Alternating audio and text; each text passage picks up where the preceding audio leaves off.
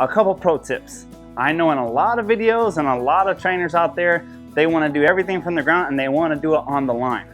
You're going to see I'm kind of opposed to doing things on the line is when it comes to doing obstacles or things that are scary, because I don't want to give the horse any opportunity or chance to drag me around or run into me. So I always want to do things free-handed if I can, first and foremost.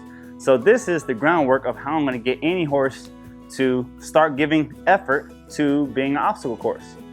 So if you've seen our preschool in our Respect series, you'll notice that colt starting, we already put the tarps on the ground and just pushed them over, round pin them over the tarps on the ground.